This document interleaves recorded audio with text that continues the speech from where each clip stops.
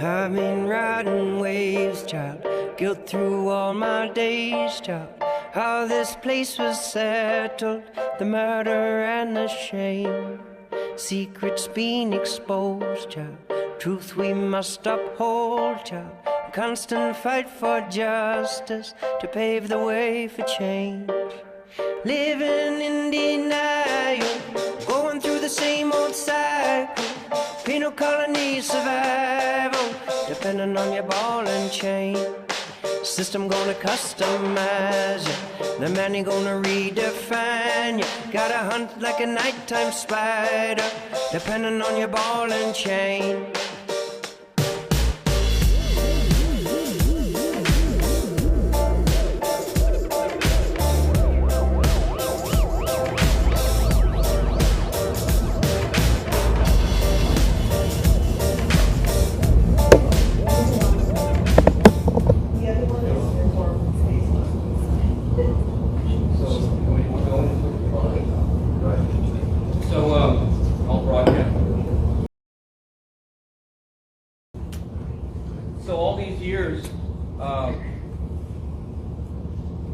Earlier in my life, I wondered if my mother was still around, and I felt like that was always, when you're adopted, people always ask you, "What's that like?" You love your adopted parents, or they ask you all these strange questions because they're trying to find out. They don't know. And the only thing missing in my life at this time, I didn't know that the only thing missing in my life at the time was my mother. My parents had just passed away. They never got to see very much of my success, especially in the last 10 years.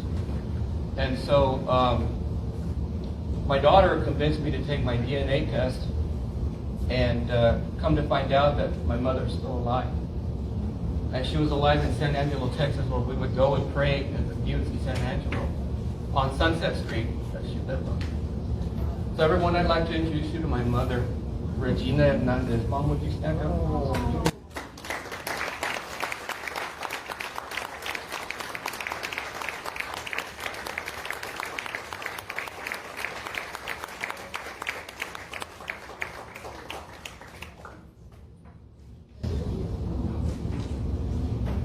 Thank you for the life that you've given me.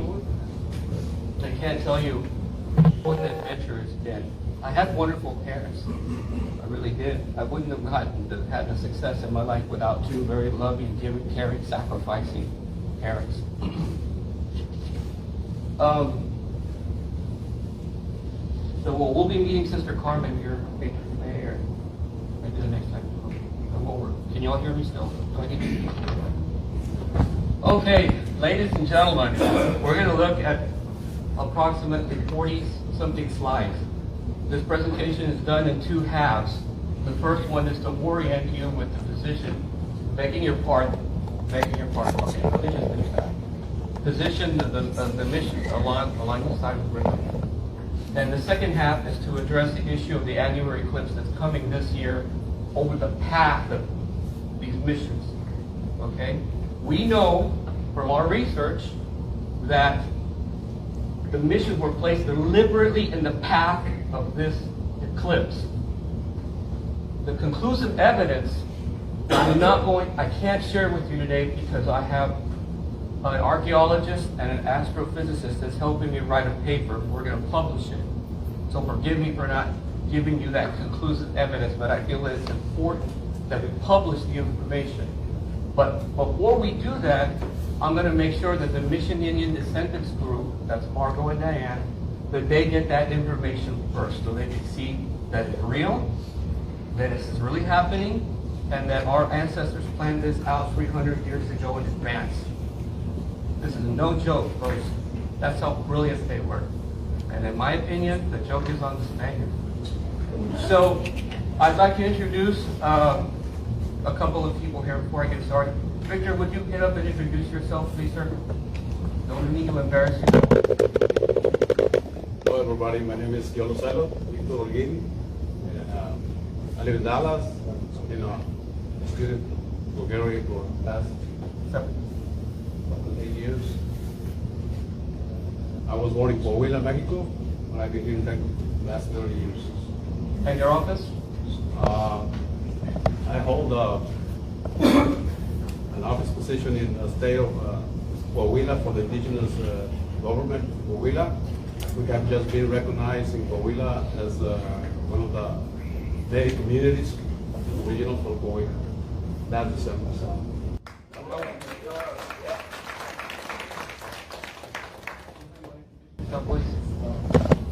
Hello, Yase.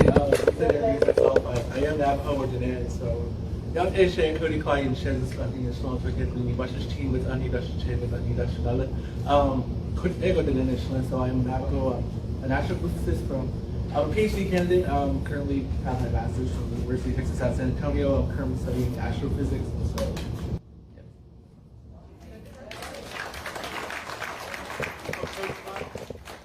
Cody Klein, CODYCLY.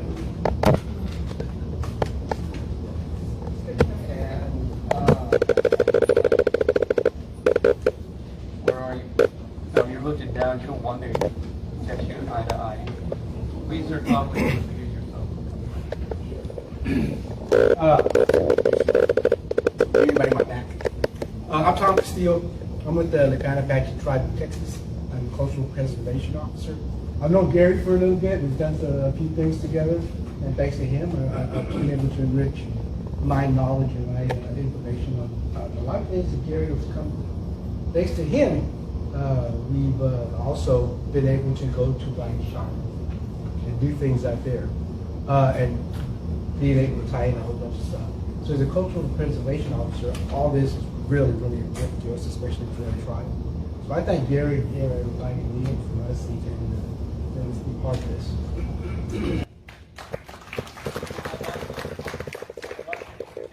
Two of our team members, our science team members for the last several years, Janet Stock, our archaeologist. Tellez, our geologist, our illustrious geologist, Joe Tellez. Let's get down to business, man. This is the, well, I'm going to call it Nabaco in our language, while we think was our journey. But it's known as the White Shaman mural.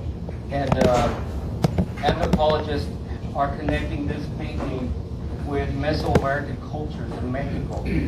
I know some of the anthropologists that have been working on this, and their study was specifically in Mexico.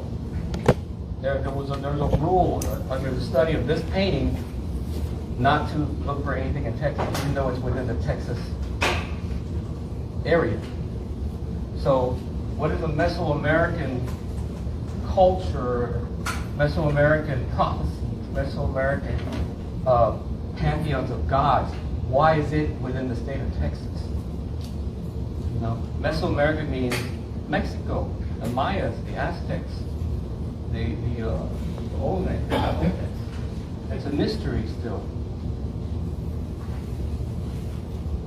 Back to this. First of all, the story is about one day there was a boy, and 5 ancestors set out to go find the first sunrise, and they encountered the deer over here. A message put it a deer right here. The sun and the deer rode together towards the east to find the first sunrise. But I'll show you a little bit more on that.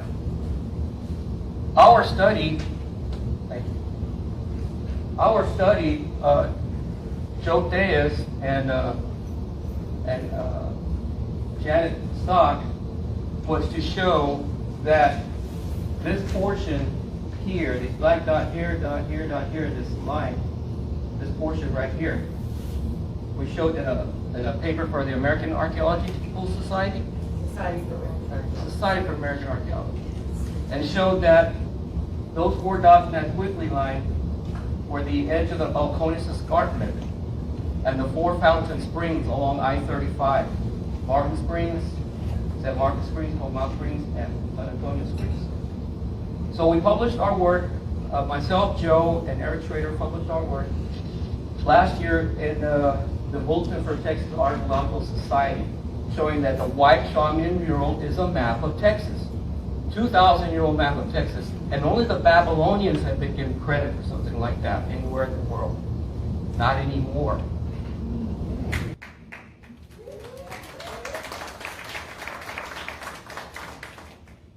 Thank you, Joe. That was brilliant. Your part of the paper was brilliant. So, the creation story, and I have to read this. Please forgive me. Professionally speaking, you're not supposed to be reading. You can see it for themselves. But anyway, in the Nahuatl version of the creation story, the myth ends with the birth of the sun, while the Huichol myth equates the birth of the sun with the birth of Xioni. Both myths begin when the world is in a state of perpetual darkness and chaos. Five primordial ancestors undertake this journey to the mountain in the east where the sun could rise. This is by Dr. Carolyn Boyce, and she's describing what she sees in the rock art. The first sunrise, the first day, the beginning of the universe, at the moment that these spirits of the underworld develop fingers and toes, we learn how to count. And we learn on our own, without help from Arabs, we learned calculus on our own 2,000 years ago. Actually, it goes further back. If you take this story literally about the journey to the first day in the mountain where it would take place, this would have been your view 44 BC, 6,000 years ago. The story that's being told in this painting, like I said, take it literally, this is your view at Twin Buttes in San Angelo, Texas. By the way, we've been going to Twin Buttes for a while to pray to the sunrise. And I noticed a couple of years ago, see this pole right here? It's painted purple. When we started going there to pray at that pole in the mornings, people started taking notice. Sheriff's department would come by, people going to the marina to take off to go fishing in the morning, they took notice of it too. Within just a few years, the owner of the property decided to paint that pole purple. Does anybody know what that means? You grew up in the ranchos, do you know what that means? You cross this line and we're going to shoot you. Just to let you know. So a pilgrimage, a journey of a pilgrim, especially going to a shrine or a sacred place, the course of life on earth, I like that very much because our lives are pilgrimages to our new beginnings or the rest of our lives or spiritual lives, maybe a place in heaven. Maybe come back as a I don't know, maybe come back as a German Shepherd or like cows, as Hindu people believe they come back as cattle, right? Yeah. I don't want to be a cow. In Mexico, the Huichol do their pilgrimage from the ocean over to the place called Quemado in Real de 14, where the first sunrise took place, according to the Huichol people. And there are 5 leaders, and they tie themselves together with a rope, these 5 leaders, and they go to the bathroom, everything. They don't do one themselves until they get to the peyote gardens, they gather peyote and they go home. Even then, they're still tied together, all the way back to their centro ceremonial. So that's one pilgrimage in Mexico. Here's another one. The Pancas. In 1924, we're seen over by the Blue Hole area, where 5 Pancas, where they said that during the peyote collecting season on their trip from Ponca City, that they had this to the Laredo territory, 4 places. They had to stop in 4 places to stop. And one of those places was the springs there at Incarnate Word, the Blue Hole. So here the other 4 places, Barton Springs, San Marcos Springs, Comau Springs, and San Antonio Springs. So now we have evidence of pilgrimage through this region, which shows that this icon in the rock art that shows the 4 springs along I-35 or the Valcones Escarpment is real. The people still do it. Comanches still come through here. They'll pick me up. We'll all join them at the Blue Hole, and we'll go down to the gardens and pick medicine and have ceremony on grandmother's property. They do it. I do it with them. People from Canada do it. Folks, you don't know how many thousands of Native American tribes, federally recognized tribes, come to San Antonio every year. They're all around you. They're sitting with you at Guilleras. You know, they're shopping at the mall. They love, what's that place that we give us? Market Square. Oh, they love Market Square. So, we got 5 primordial beings that journey to the first sunrise. We have 5 Huichol, and we have 5 Ponca. Right? So here's the white shaman mural, or Napaco. The 5 primordial beings are here. That clear? No. Here's the first one, the second one, the third one, the fourth one, the fifth one, and they all have something in common. They have red heads, elongated bodies, and torches as arms. Red torches. There's 5 of them. And these 2 here are to the left of this white Vega pancake. And these guys are on the right. 2 to the left and 3 to the right. Okay. 2 to the left, 3 to the right. 2 in the eastern part of the painting. The eastern, 3 in the western. So 2 to the left, 3 to the right, 2 in the east, 3 in the west. I've added this line right here, this white line here. I've added this right here. I've made it green for a reason. Okay. This is according to Dr. Carolyn Boyd. The reason why I'm citing her is because she wrote this down before I got a chance to do it. So I have to cite her first. A sinuous white and black line that traverses the entire length of the mural from right to left, that superimposed across the 5 primordial ancestors and reversed the flower road, the path of the sun, the umbilicus, by which the pilgrims travel to Dawn Mountain where the peyote grows and the world began. All right? We were fortunate in 2019 to see exactly what that was represented in the painting. So the 5 primordial ancestors are the 5 visible planets in the sky. Saturn, Venus, the Milky Way. Remember, the 2 to the left are right here. They're divided here, to the left and to the right.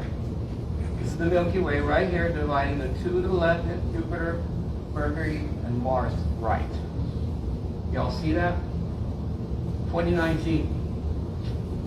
We knew that was coming for years. And we're excited about that day. We had ceremony at the time. So here's what the painting is telling us. That the squiggly line tying all the ancestors together is the ecliptic. The ancestors are Saturn, Venus, Jupiter, Mercury, Mars, the Milky Way. 2 on the left, 3 on the right, 2 in the east, 3 in the west. Is everybody still with me? Yep. Okay. So you've got 5 primordial beings, 5 Huichol, 5 Ponca, 5 visible planets. What could possibly be more exciting? Except that the missions are along the river of San Antonio the same way. 2 to the left of the river, 3 to the right. The 2 far missions south of here, 2 doors facing the east and 3 doors facing the west. That's not a coincidence. We know through our research that that was done on purpose. So, here are your missions, and here are the planets, and each of them represents. Mission Espada, well, Saturn is represented by Mission Espada, San Juan Venus, Concepcion Mercury, Valero Mars, and San Jose Jupiter. In that order, in that exact order. Saturn, Venus, Jupiter, Mercury, Mars, just like it is in the painting. Okay? And just let me remind you folks, this is research, but I'm also indigenous. And so please take my word, if you please, as a researcher and published scholar, and as an indigenous person. Okay? Try not to separate the two. And I'm not the only one who knows these things. You know, I have elders up north in Oklahoma and Canada who talk about these things from time to time. Hey, how's it going down there? This is not as, this isn't strange. Not, well, not to us. So, here's the template for that arrangement. It was tough finding this day. It was tough. I had to look through thousands of days and weeks and months to come to this conclusion that on May 1st, 1726, the planets were aligned in the ecliptic the way the missions were laid out along the river. Mars on the outside of the ecliptic, the Alamo on the outside, Limestone on the outside, San Juan on the outside, Jupiter on the inside, just north of San Juan, and Espada on the inside. Could not find this at any other time except in 2081 that will repeat again. This planetary arrangement, the way the missions are laid out along the river, won't occur again until 2081. That's what so they were very specific. Something that doesn't happen too often. They weren't the Vinci Blauts, you know. They're saying, no, this is 355 years out, and we're going to put it down. I don't care the next generation. That's how we're going to do it because that's our law. That's astronomical law. Interestingly enough, there were 6 missions along the San Antonio River. There were. Okay, but if you remember the date, May 1st, 1726, there's 5. Well, the 6th mission, that would have been the 6th mission, was San Antonio de Lujara. Okay? It says here that it arrived from 1722 to 1726. That's funny, because in 1726 you have the arrangement of the 5 missions, right? Well, the 5 visible planets. Well, Orecito and Lushara got X'd out because, you know, because Pluto wasn't designated a planet.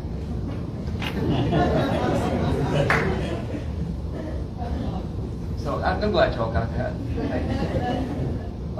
Yeah, so isn't that strange how the 6th mission just gets X'd out on the same year that the planets align along the sky and the way the missions are laid out?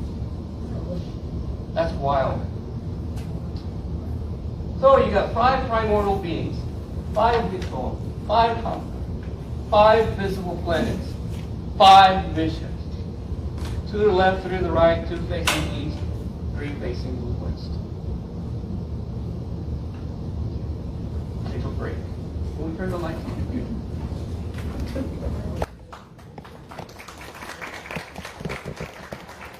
We're going to take a quick,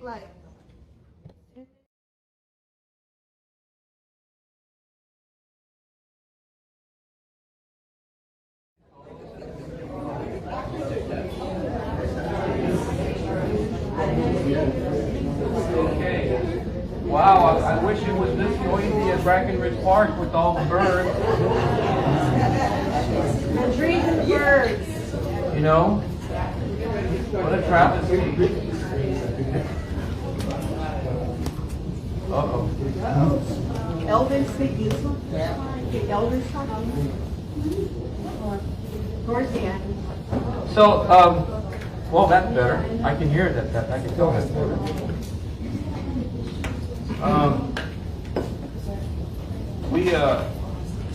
Matilda and I, and let me just say this also, because I'm up here and I'm just a little nervous, just a little bit, but I'm getting more and more comfortable.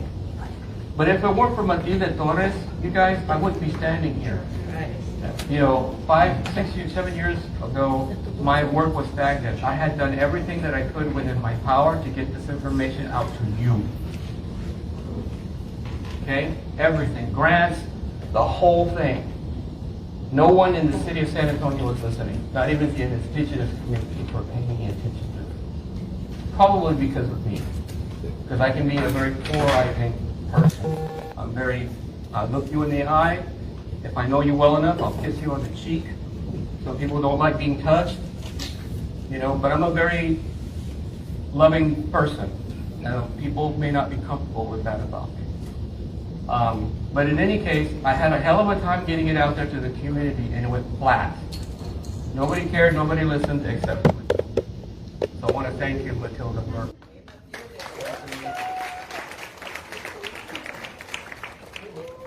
All right, let's move on. This gets interesting as it goes, and just a little bit more complicated, so I'll take it slow. Wow, Mission Concepcion, the planet Mercury. It's known for its beauty, the fact that it's still standing. All the other missions fell except for this one, because it was made of a tufa rock.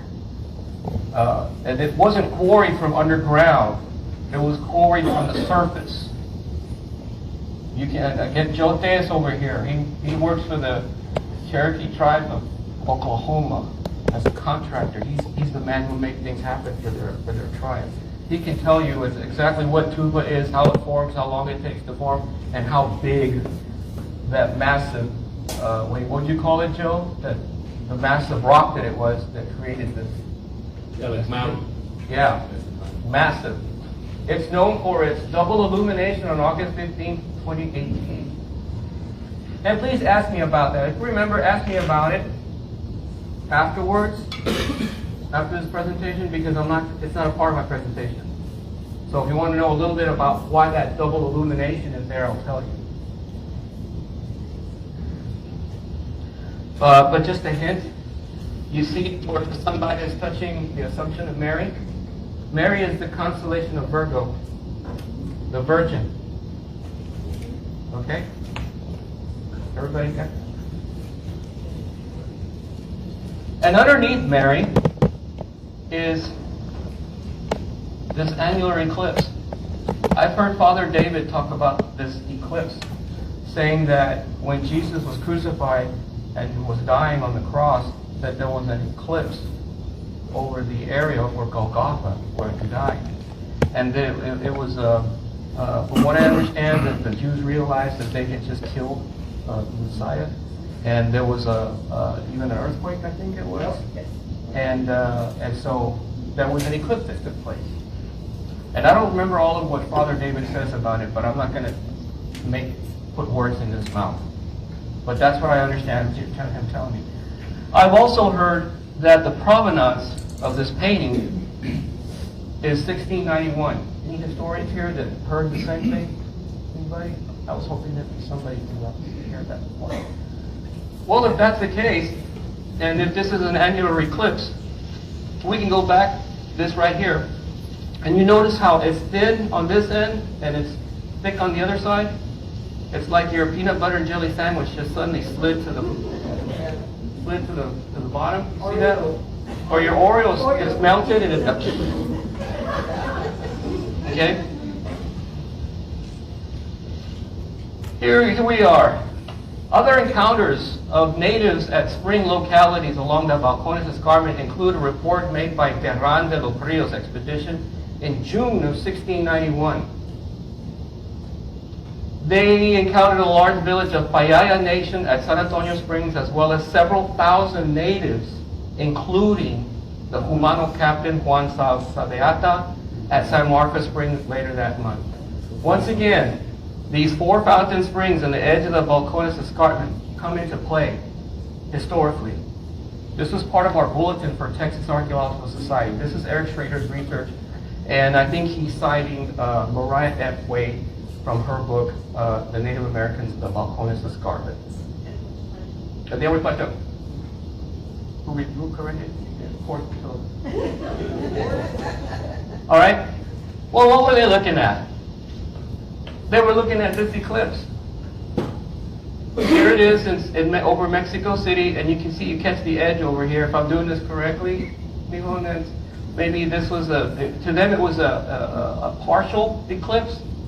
August 23rd, 1691. Just a month later after this, the mention of this expedition or this gathering was mentioned, you had this eclipse, August 23rd. But look at it. It looks like your MasterCard. You see things like that when you're doing this research over and over and over and over again, and you start to see things.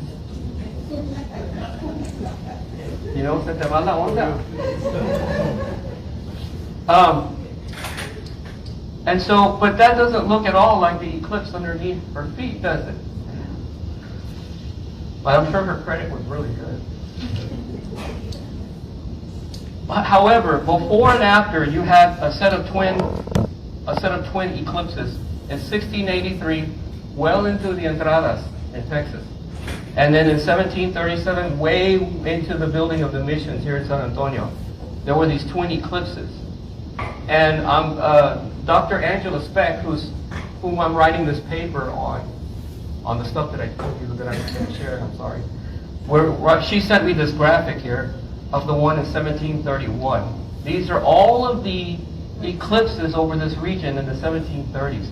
This is the one that we're looking at in 1737. See how it's right over Texas that morning. Right over Texas that morning. And if you look at both eclipses side by side, this one and this one, which one looks more like the one in the painting? The one on the right. So we know that these eclipses were taking place. We know that they saw them. We know that one of them may have wound up in the painting.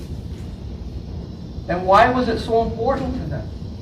Why would they go through all that trouble, in this case, to put it in the painting underneath the Assumption of Mary? But they saw it. It was there. We know that they did because we have programs that can take us all the way back to San Antonio, Texas, and see what's happening in our skies. Okay?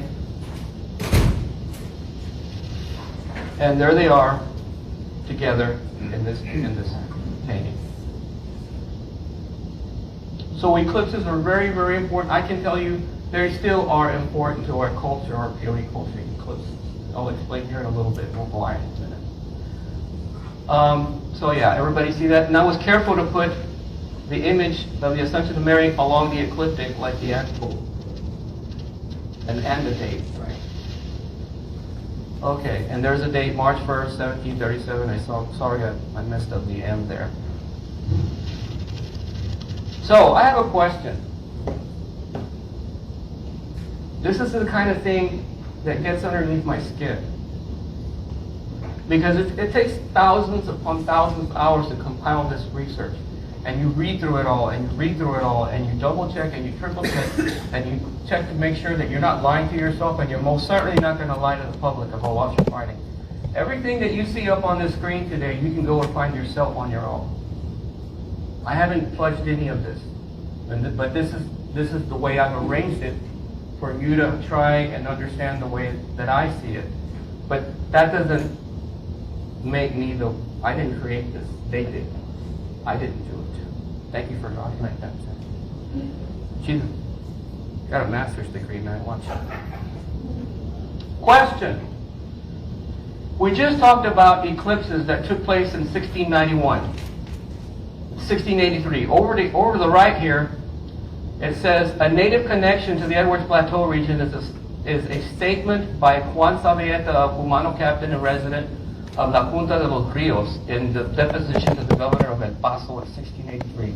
Sabieta referred to the Concho River Valley in the West Texas as the homeland of the Humano people and the place where as many as 36 tribes gathered to eat nuts and so forth. In his deposition, Sabieta also referred to the fact that ever since the 1650, the Spanish would travel to New Mexico. Sabieta, 1683. The same Humano captain is periodically mentioned later in the colonial accounts of 1683 and 1692. So there's your eclipse in 1683, and there's your eclipse in 1637. 1737, thank you, 1737.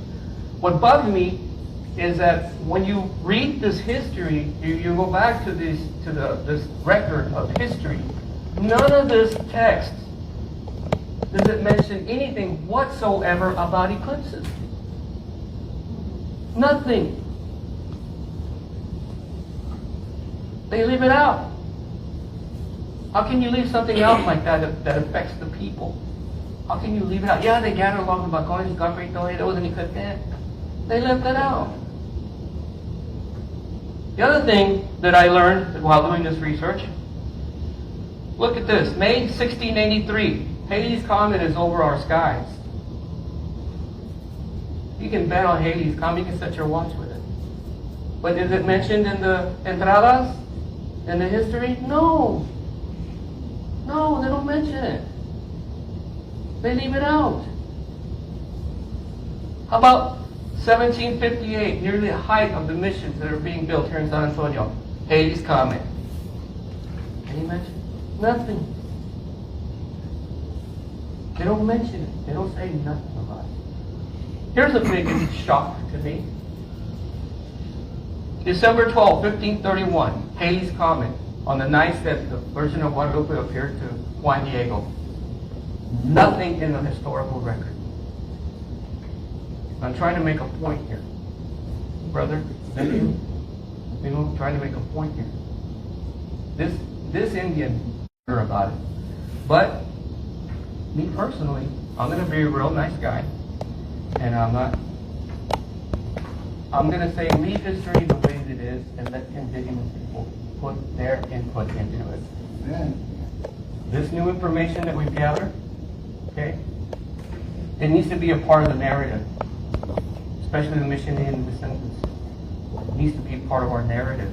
And we just tell it to ourselves, remind ourselves, and go back along with me or on your own. Gather your own information. Just get all your stuff and present it as such and say, this is our story. Please include it in the narrative. There's a World Heritage building somewhere out there across here. There's every opportunity right now, because of World Heritage, to get this information into those institutions and say, this is our story. You know, T.R. Friedenbach has told their side of the story. The indigenous people need to tell their side of the story. And it needs to be heard. All right, we're coming to our end. Does anybody have any questions at this point? Because there'll be more questions after this part. Yes, sir. Comment. Sure, comment.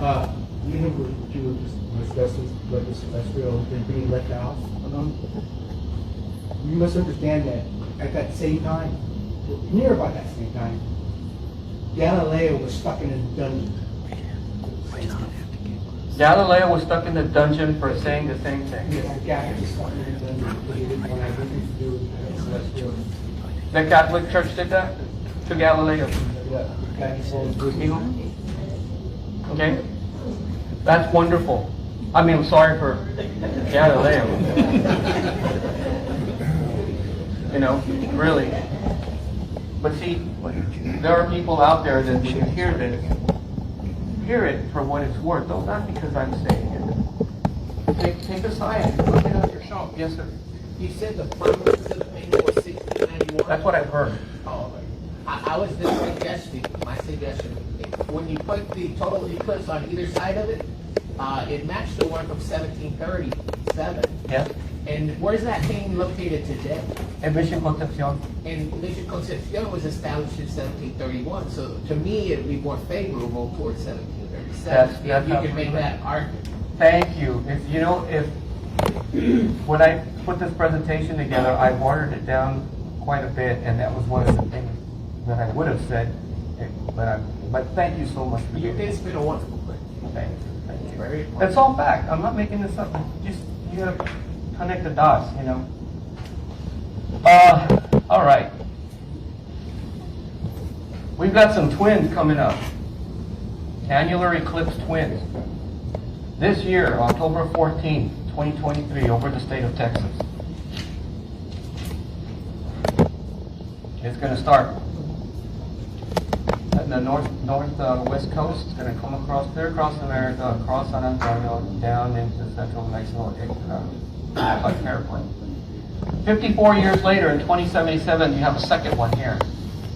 Just cutting the same swath 100 miles across next to the first one. See how close that is?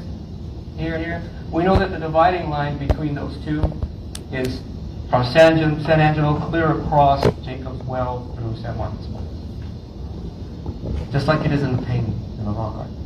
That line is cut clear across in the rock art. So let's move on. You see this character in the bottom right of the painting, he's upside down, and I'm pointing this trajectory line down into the underworld. Our geographic information systems tells us, and this is in our bulletin for Texas Archaeological Society, that this opening in the world where it's upside down going in is Jacob's Well.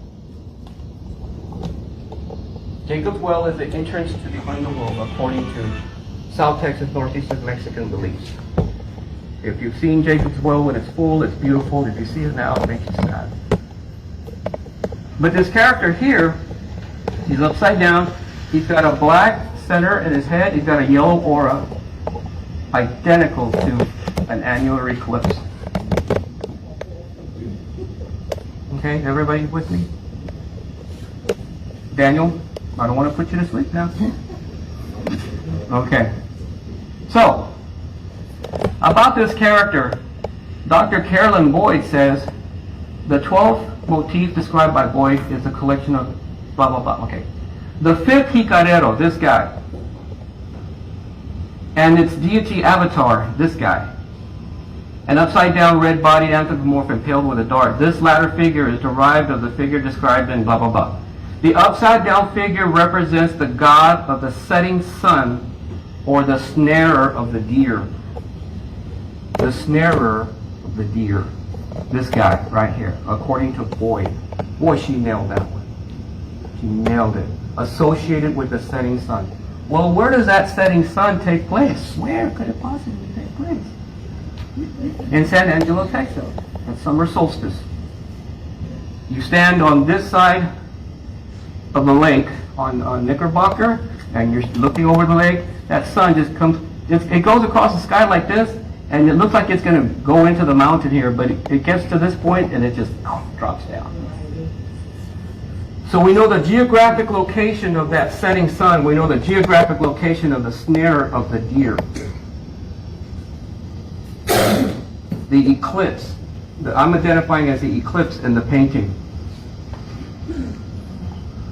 So, and in that interpretation by Boyd, she says avatar, a manifestation of a deity released soul in a bodily form on earth, an incarnate divine teacher. So what is actually the avatar of the annular eclipse or the setting sun? It is the shadow that the eclipse will cast upon the earth, overhead, over our heads, over the missions, on its way to South America. The eclipse itself, the shadow, is the avatar. Shadow. That's a little more forward thinking on indigenous cultures. Shadows is where the sun is absent. Sunlight is where the ecliptic is. Very deep, meaningful thinking about what a shadow is, what shade is, or what direct sunlight is. Okay? Exactly 12 days later, on October 26th of this year, the planets Saturn and Jupiter on the inside of the ecliptic, and Venus, Mercury, and Mars on the outside of the ecliptic will align in the sky the same way the missions are laid out along the river. On October 26th, the planets will line up along the ecliptic just like the missions are along the river. That'll happen one more time in 2025, and then it won't happen again until 2081. So the Mission Indian descendants have two opportunities to claim this moment for themselves. Claim this moment.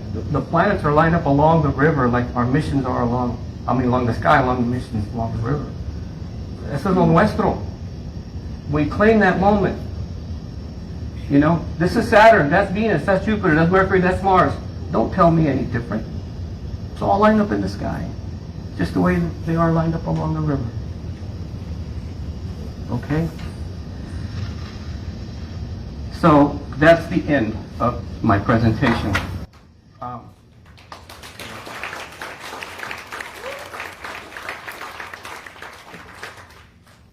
Any questions?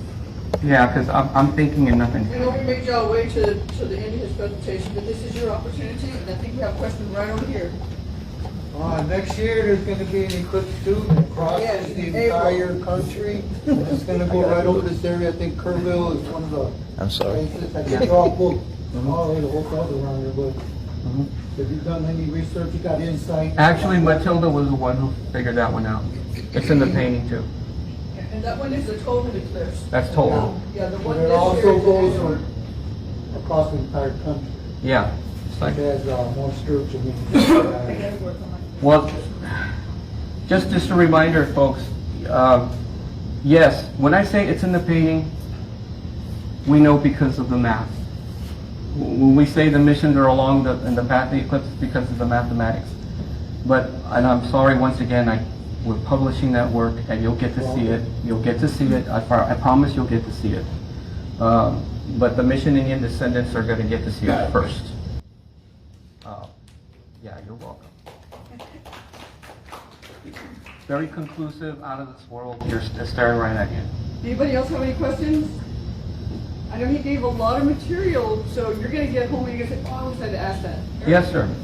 You mentioned originally Dr. Carolyn Boyd. How early did she publish, and is she connected with you? Did you follow her research? How is that? I was introduced to her, and she had some ideas about the rock art. We told, and now what ideas?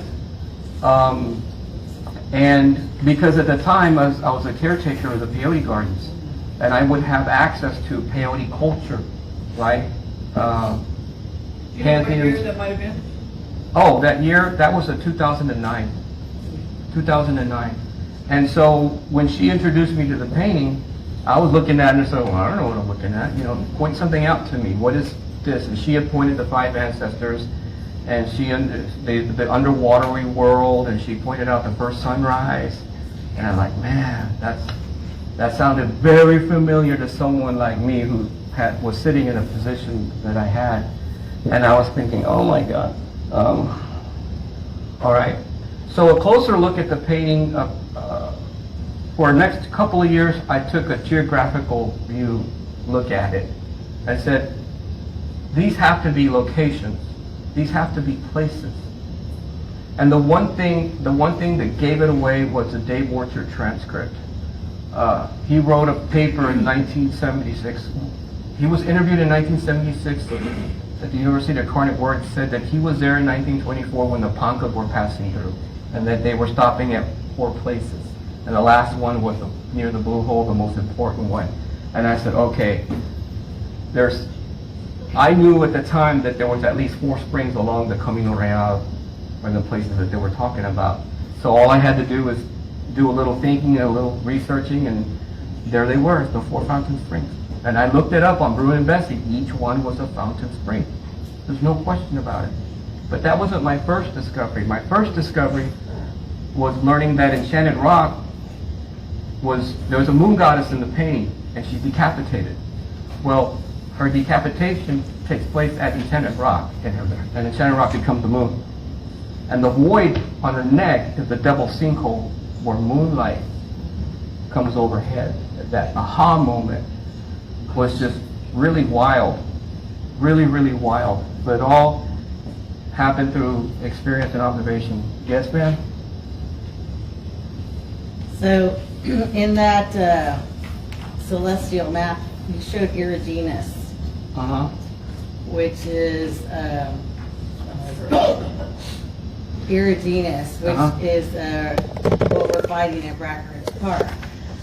Yeah, this is Austin, San Marcos, New Braunfels, and San Antonio.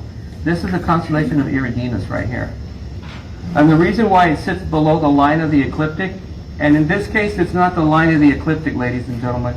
This is the horizon, because when this painting was painted, Eridanus was still beneath our southern skies. Does that make sense? It wasn't visible to the Tejano 2,000 years ago. Most of it was still below the horizon. You could see it more in Mexico. So they were very clever at that time when they were doing themselves, they were being sincere and saying, we'll put Eridanus down here porque todavía no se ve acá. Does that make sense? So those southern skies 2,000 years ago have finally moved northward to where we can see them now and tell stories. Incidentally, Eridanus had not been in our skies, okay, for 12,000 years. But they knew that those stars would eventually make it this far north. We have evidence that, there's evidence that when the Tlaxcalans and the Spanish came up this way, that they were following the southernmost star of Iridinas, right here. As that star migrated northward from Mexico this way to Texas, they were following that movement. And when that star was finally arrived where you could see it in San Angelo between the buttes, I mean, you could just barely get a glimpse of it. It was in 1757 when the missions were being established. So there was, if I may, there was already a migration of native peoples moving this way. The bandits just happened to hitch a ride. Their conquest of the Americas wasn't as so deliberate as they make it out. They were following us and our movements to our sacred places, to our way of life. They hitched a ride and took advantage of what they could, and we took advantage of them. You know? Any other question? Yes, sir. Yeah, you mentioned the underworld, and could that be like a spiritual realm, more or less? You said the upside down. A lot of people talk about the underworld. The First Nations people they also talk about the Great Spirit. Yeah. Is there a connection there? Yes, let's just say academically, yes. You know, this painting and Mesoamerican culture, like underworld. there's generally an underworld, but it's anywhere where it's cold, wet, dark, black, wet. Did I say wet? Nighttime. The spiritual equivalence. Perhaps. I'm not a spiritual person. So, perhaps. The womb. I just say perhaps, you know, the mother's womb. The new moon. Yeah. The new moon. ¿Qué más? You know, that black hat you're wearing. That's why it's documented in Mission Concepcion, because of Concepcion. Yes, Carl. Yeah, Gary, also as a reminder, and you know this, is that 4 springs, they're all connected underground. Right. So they've done all the testing where they put dye or whatever they did Uh-huh. back in the day. Mm-hmm. So I've been down in a cave out by Bernie, I forget the name of the caverns, where you pay to go down, and there's a little cutout in the wall that you look through, and there's about this much water flowing north. And that is the water that makes all 4 of those springs. Is that cave without a name? The cave without a name? No, it has a name, I saw it. It's a cap. It's out by Bernie, all 5 cents. So that is part of Yanawana, spirit waters, mother water. That is the connection of really of the springs and why this mural is there as well, and why this eclipse is taking place as well. Okay.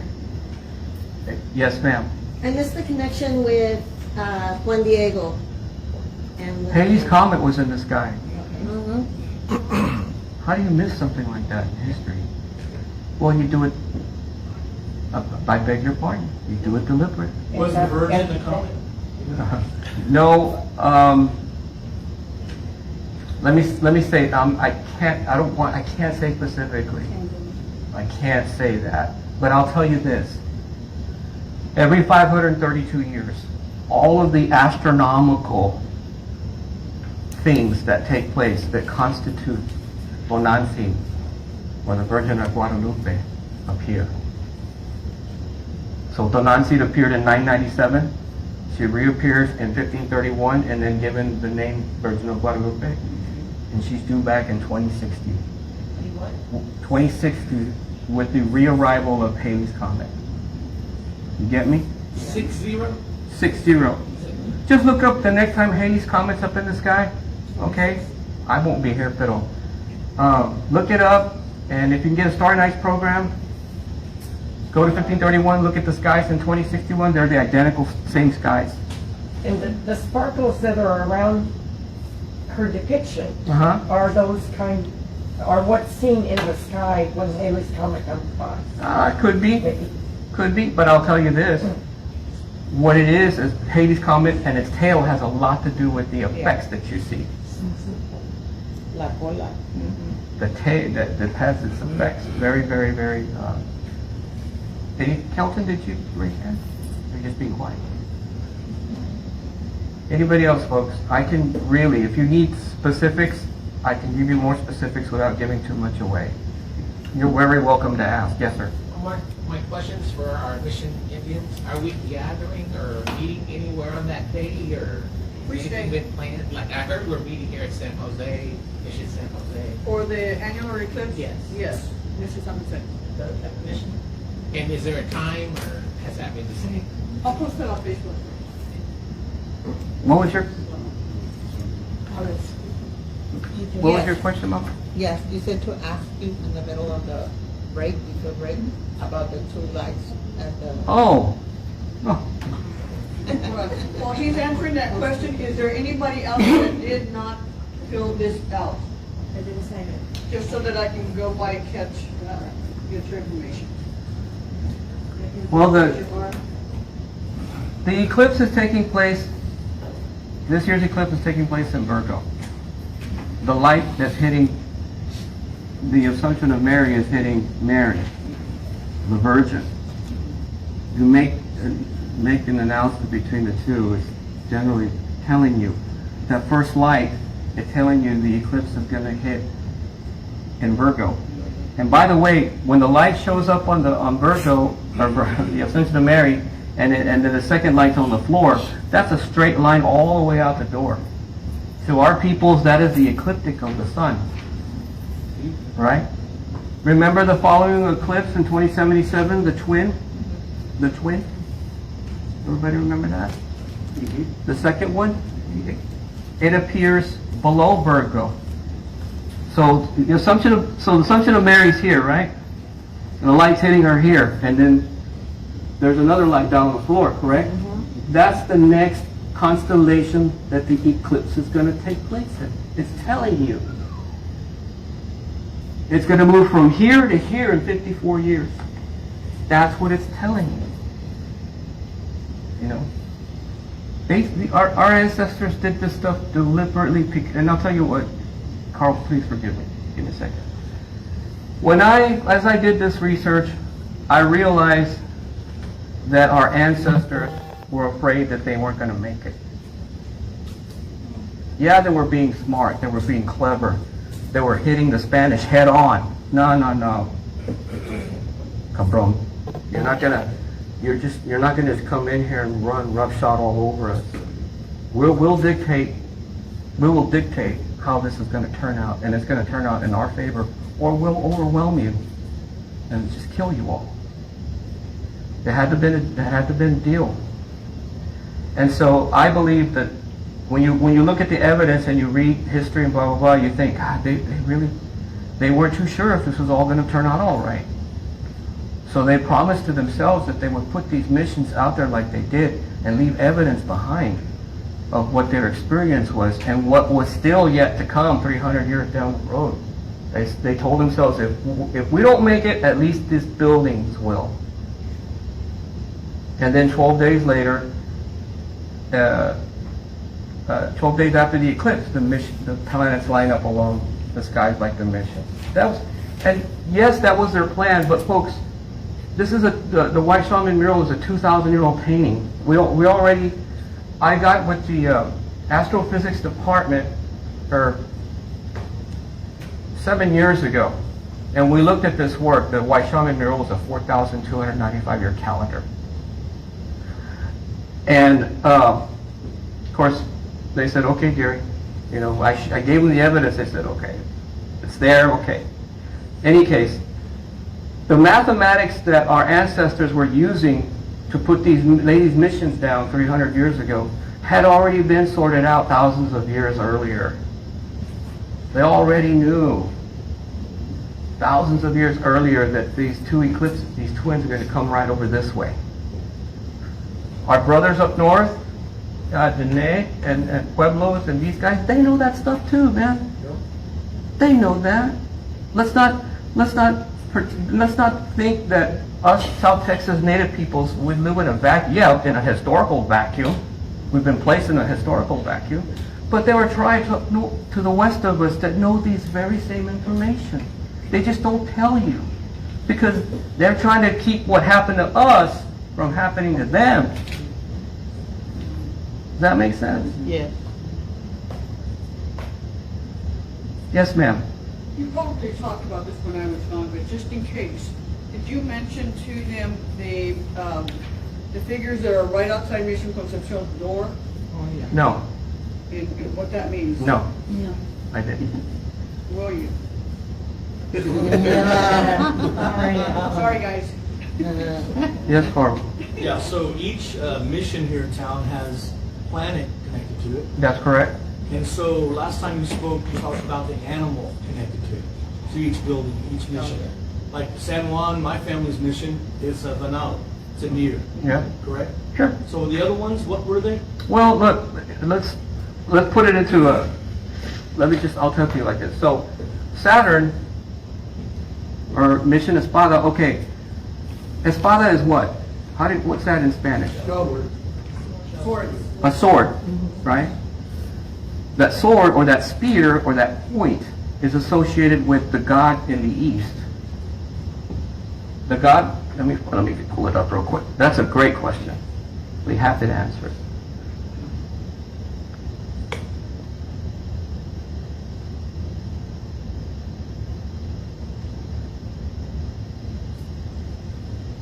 Okay. This guy, Saturn, Espada, you see how this arrow right here in his left hand is pointing towards the spear in the deer's heart?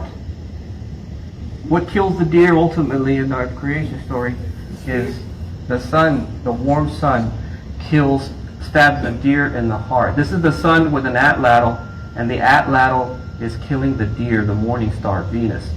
This is Saturn, the spear. What's that? The head of an espada?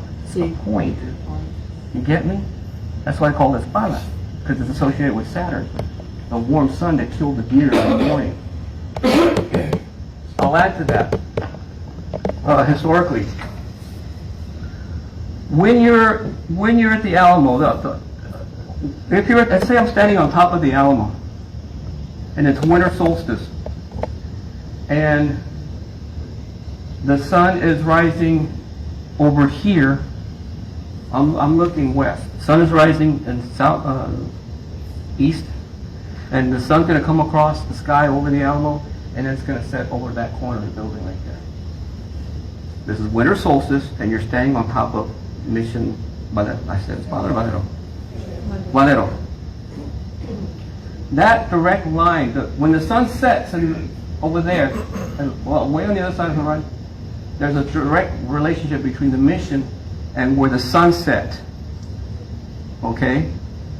That other side of where the sun set is where the mission sat before it came here. Mission Solana. That direct line. You with me? There's a straight line. Where the Alamo sits today and where it sat all those years ago. By the way, my families were being baptized not too far from there at San Fernando de Austria, in the little town there where the Alamo sat. That straight line. Okay, so back to Mars. The Mars is associated with death, war, the underworld. You get me? It's the cold sun. So when the sun, on the setting sun, like Boyd's interpretation, that means you're dying. That means you're going away. That means you're going to the underworld. Okay? What's in that line between where Solana sit in Coahuila and where I'm standing is San Fernando number 1, where people who fought in the Alamo died and are buried. Did everybody understand what I just said? Mm-hmm. San Fernando number 1 is that direct path of the setting sun. During this eclipse, if you're standing at the Alamo and the sun sets after the eclipse that day, the straight line goes through San Fernando Cathedral, where David Bowie's remains sit. Okay? There's a relationship between where there are burials related to Mission Valero, the god of death and war and the underworld. You know, even the Texians incorporated that into, and the Spanish incorporated into their design of the city. So there was, I'm sure that, in my opinion, so there'd be some consistency here. Then this kind of thinking was around for 10,000 years. right?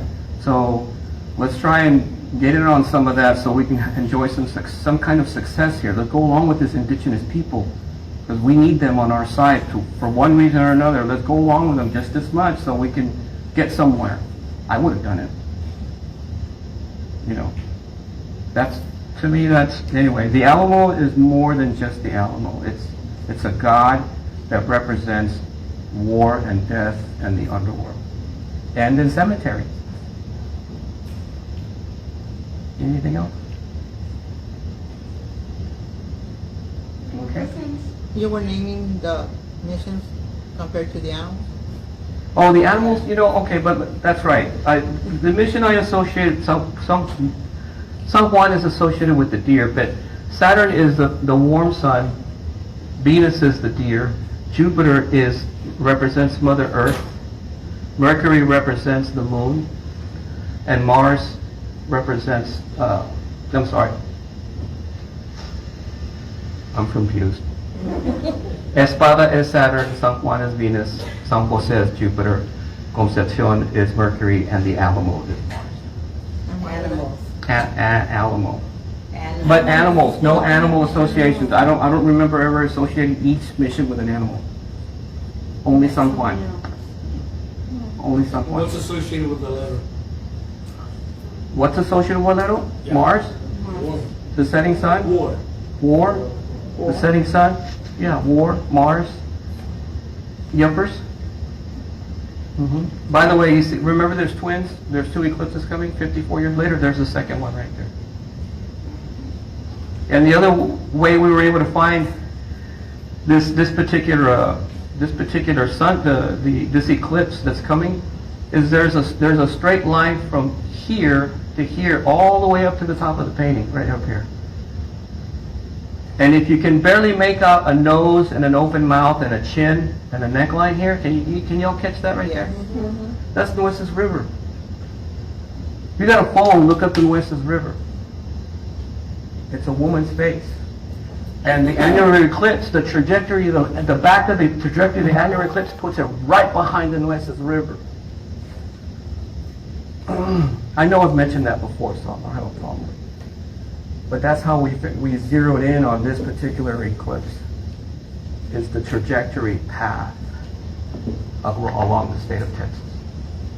Yes, sir. So you mentioned the cycle is like 300 and something years. What would you call it? You said it was 1691 to today, this year. You said that. Yeah, there are repeating cycles where these things take place. I'll give you one example. I'm going to answer that question indirectly, but I'm going to give you a good example of it. The next eclipse that takes place is going to take place in Pisces. The total eclipse is taking place in Pisces.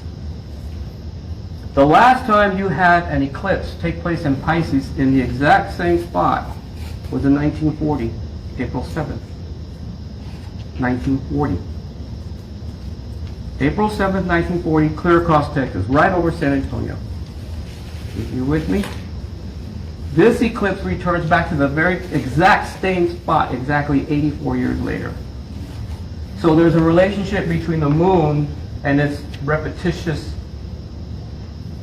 returns, back to the same spot, roughly 84 years. So these are things that our ancestors could predict easily within a generation or two. That's nothing. You can't do that with the Red Sox. You know? Or the Dallas Cowboys for that matter. Hey. Calmate. Yes, ma'am.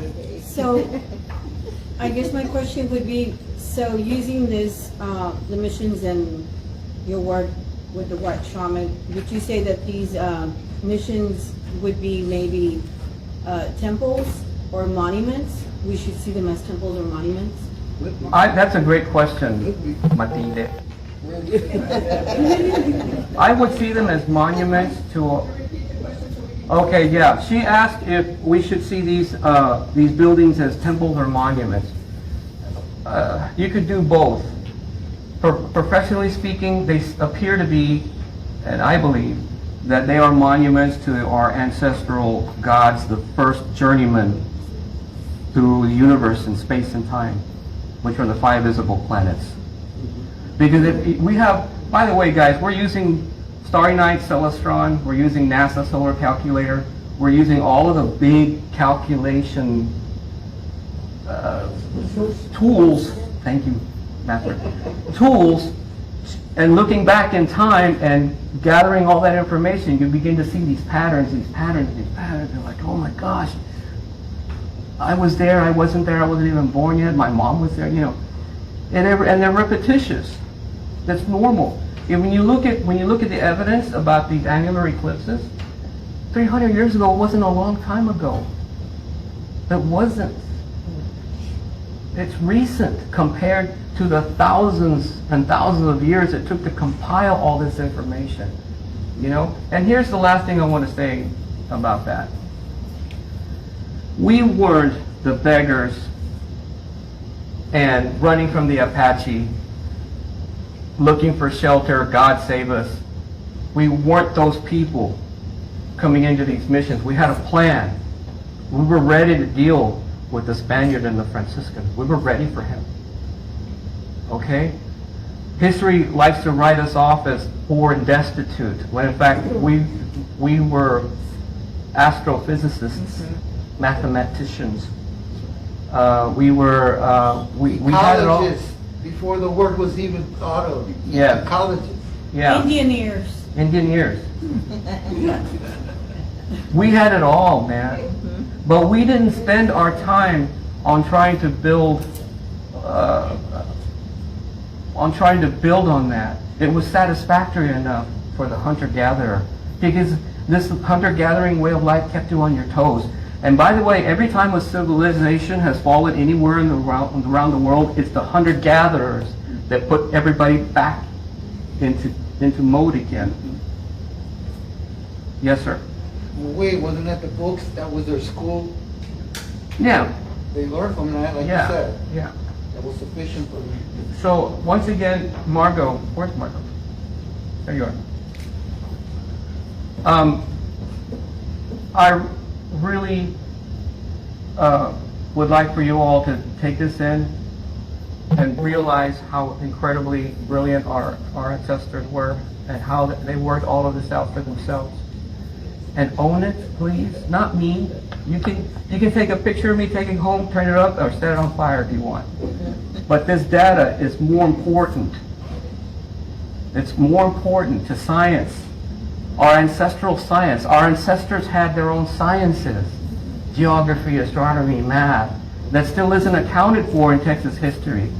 Or in the world for that matter. But now that we're World UNESCO, doesn't that make us more World UNESCO?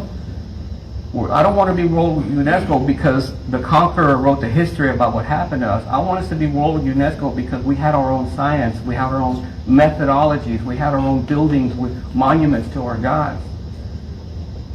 That's what needs to be taken away from this, and I'm asking you, please, take that into consideration. Yes, ma'am. So to go with what Matilda was saying about should they be monuments, and to go with what you're saying, we have to remember that when the missionaries came, the Catholics came, they took what we already had and gave it a Catholic name and identity. Right. So even they understood all of this. You had to have. If you were going to cooperate with us, you had to have understood about what we were talking about, taking advantage of it and say, ¿sabes qué? Estoy de acuerdo. Estamos de acuerdo. Yeah, we agree to disagree, but agree to go ahead and leave well enough alone, but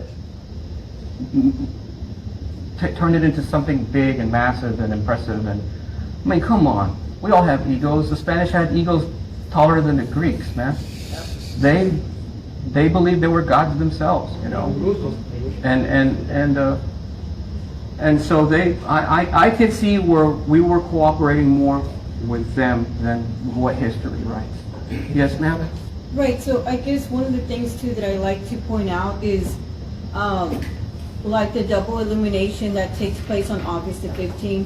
I mean, that's been going on more than 300 years. That doesn't change. So I think, I mean, I've been going for like the last 4 years when I learned more about the missions, but I would want to see more mission descendants or more indigenous people, you know, just acknowledging and taking a moment because of what's happening there.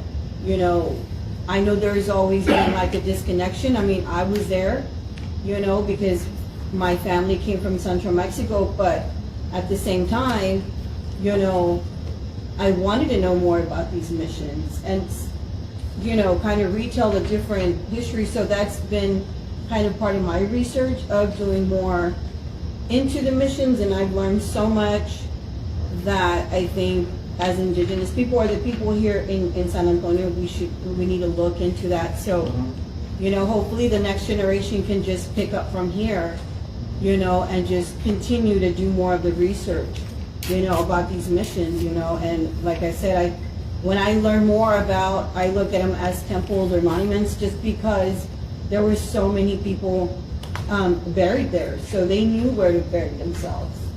You know, all the way from Almost Basin to Brackenridge to the golf course to, you know, throughout this river. You know, we're not just talking about, you know, we have something so much here in San Antonio that I think it's time to start, you know, looking into that. And whatever stories you have, I mean, record them, however, but leave something behind for the next generation, your grandkids. One of them will eventually would want to pick that up and know that history or know that story. So and this, yes? Oh, I just wanted to build on your comments about the Catholic Church and the Mission Indians.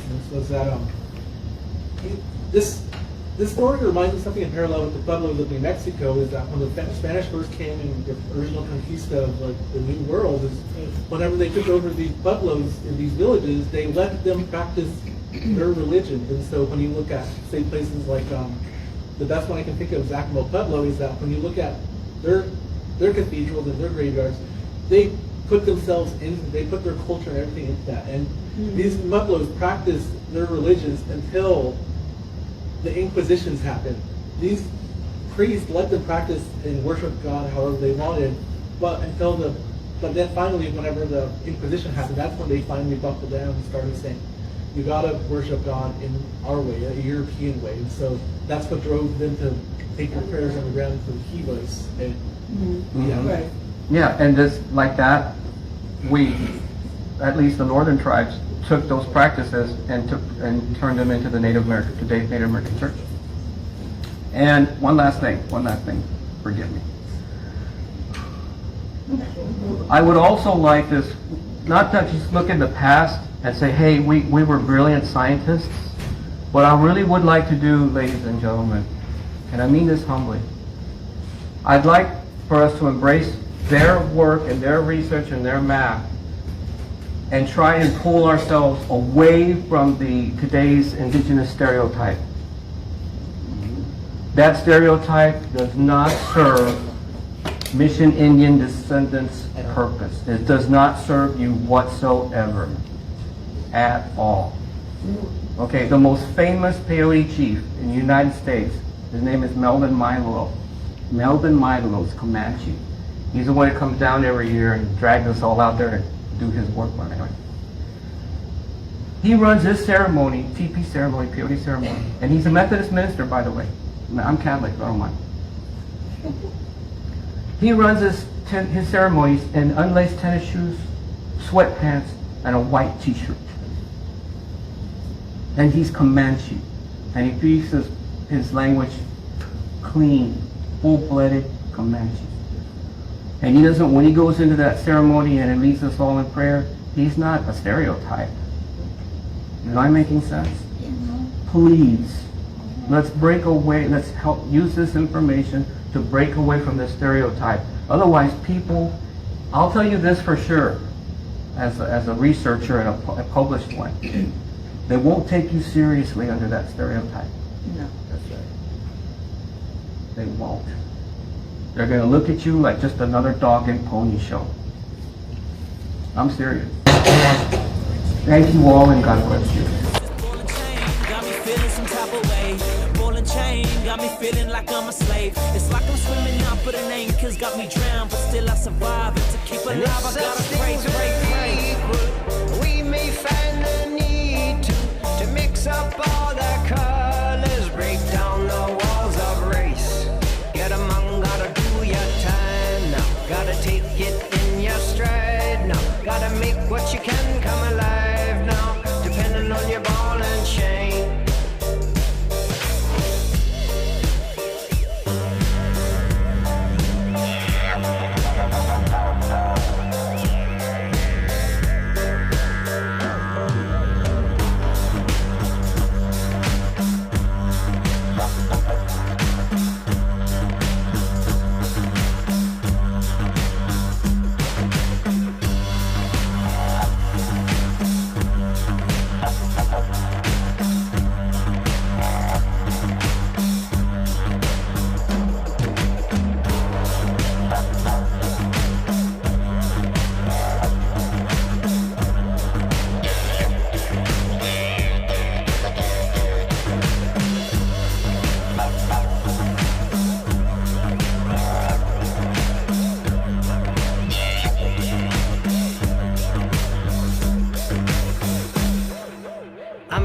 I'm a survivor, a full-on energy provider. Sometimes you gotta